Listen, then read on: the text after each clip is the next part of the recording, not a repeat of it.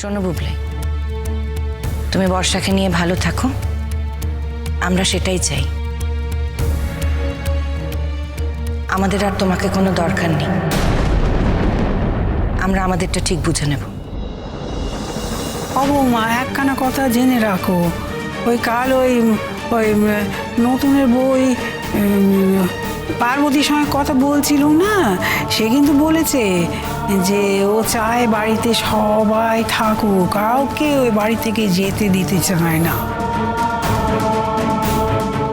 আপনার যদি মনে হয় আপনি এ বাড়িতে থাকবেন, তাহলে আপনি এ বাড়িতে থাকুন না, অসুবিধার কিছু নেই তো। নতুন ঠাকুরপো তো আপনাকে মায়ের মতোই দেখে। আবার কি বলছো বৌমা, তোমরা চলে যাবে, আমি থাকবো? আপনি তো একজন আলাদা মানুষ মা, আপনার নিজস্ব মতামত থাকতেই পারে, আর আমাদের উচিত সেই মতামতটাকে সম্মান করা। তাই আপনি চাইলে থেকে যেতেই পারে। বুঝেছি।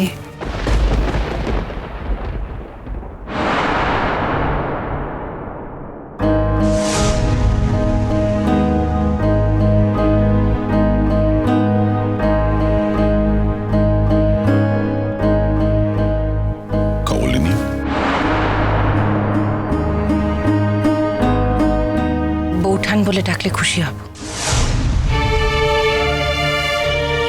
আমি তো বারবার নিজেকে বদলাতে পারবো না। এনিওয়ে, তোমার সঙ্গে কিছু কথা ছিল। বলো। কাল থেকে তোমার সঙ্গে অনেকবার আলাদা কথা বলার চেষ্টা করেছি, তুমি কথা বলো, অ্যাভয়েড করছিল।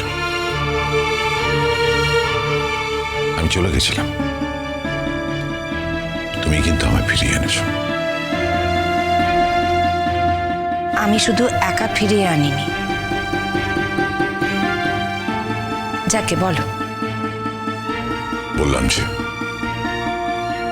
আমি এসেছি, তুমি ফোন করেছিলে তাই।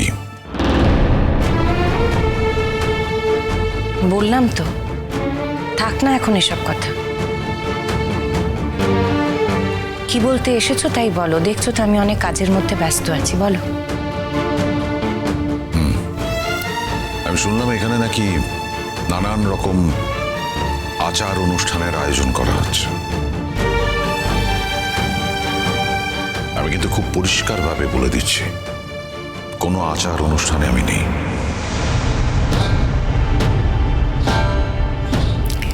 না না, তোকে কোনো আচার আয়োজন থাকতে হবে না, থাকতে হবে তোর বউ পার্বতীকে।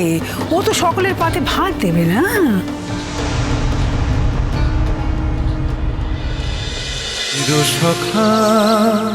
চিরসখা সোম থেকে রবি প্রতিদিন রাত ৯টায় স্টার জলসায় ও জিও হটস্টারে।